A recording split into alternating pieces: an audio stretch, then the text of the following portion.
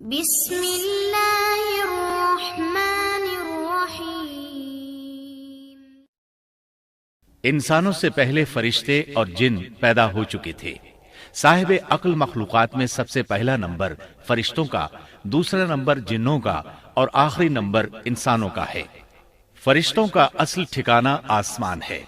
اللہ تعالی سورۃ الشورى آیت 5 میں فرماتے ہیں، تكاد السماوات يتفطرن من فوقهن والملائكة يسبحون بحمد ربهم ويستغفرون لمن في الأرض ألا إن الله هو الغفور الرحيم۔ قریب ہے کہ آسمان اپنے اوپر سے پھٹ پڑے اور تمام فرشتے اپنے رب کی تسبیح اور تحمید بیان کر رہے ہیں اور زمین والوں کے لیے استغفار کر رہے ہیں۔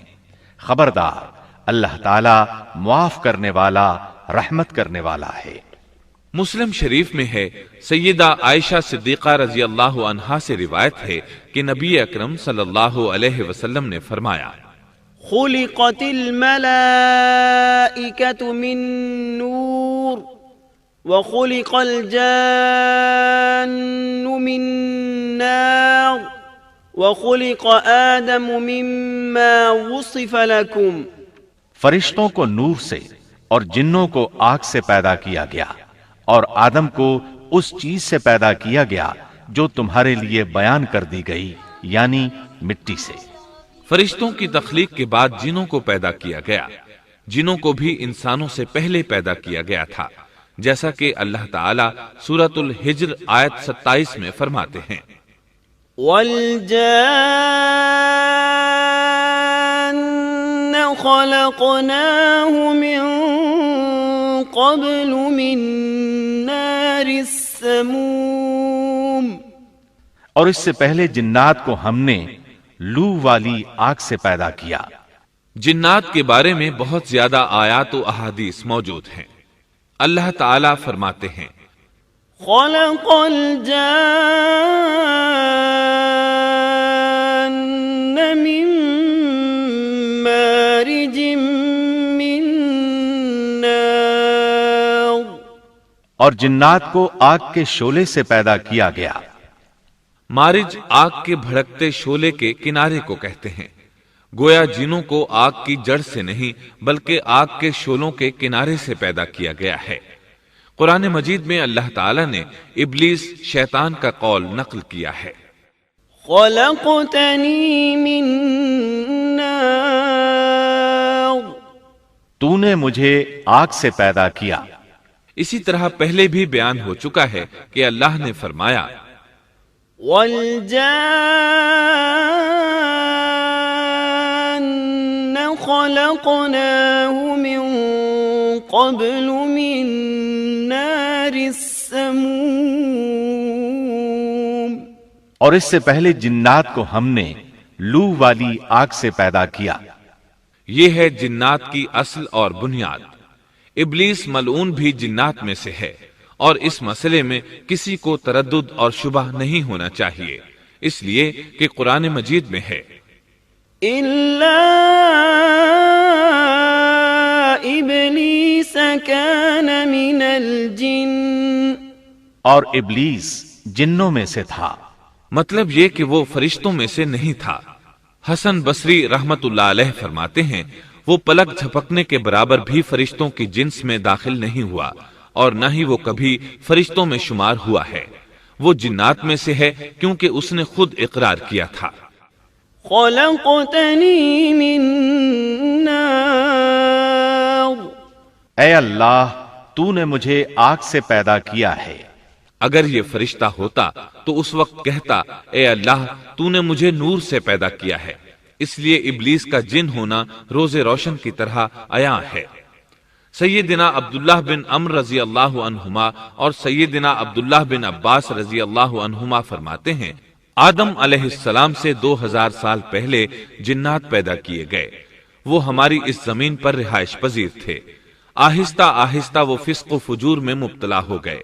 جب وہ فتنہ فساد میں حد سے بڑھ گئے، ناحق خون بہانے لگے، تو اللہ تعالیٰ نے ان کی طرف فرشتوں کا عظیم لشکر بھیجا۔ ان سے جنات کی زبردست مارکا آرائی ہوئی۔ اس مارکا آرائی میں فرشتوں نے جنات کو تہس نہس کر دیا اور وہ سمندروں کی جزیروں میں پناہ لینے پر مجبور ہو گئے۔ زمین کے ہر بر اعظم سے انہیں جلا وطن کر دیا گیا، چنانچہ آج تک ان کا مسکن یہی جزیرے اور عظیم مراکز ہیں۔ یہ واقعہ آدم علیہ السلام کی تخلیق سے پہلے ہو چکا ہے۔ احادیث مبارکہ میں ہے کہ ابلیس ملعون کا ایک تخت ہے اور وہ تمام جنات کا سردار اور حکمران ہے۔ اس کا شاہی تخت پانی پر ہے، اگرچہ اس کی متعین جگہ ہمیں معلوم نہیں۔ یہاں تک ذکر تھا سیدنا آدم علیہ السلام کی پیدائش سے پہلے کا۔ اب ہم ذکر شروع کرتے ہیں آدم علیہ السلام کا۔ اللہ تعالیٰ فرماتے ہیں، وَمَا خَلَقْتُ الْجِنَّ وَالْإِنسَ إِلَّا لِيَعْبُدُونَ، اور میں نے جنوں اور انسانوں کو اپنی عبادت کے لیے پیدا کیا ہے۔ اللہ تعالیٰ نے ہمارے باپ کو کیوں پیدا فرمایا؟ ہمیں کیوں پیدا فرمایا؟ تاکہ ہم اس کی عبادت کریں، اگرچہ وہ عبادت کا محتاج نہیں۔ وہ تو بے نیاز ہے، البتہ ہم اس کے محتاج ہیں۔ اس کے اسماء بہترین اور حسین ہیں۔ وہ عالی شان صفات کا مالک ہے۔ اس نے اپنے ناموں کے آثار ظاہر کرنے کے لیے مخلوق کو پیدا فرمایا۔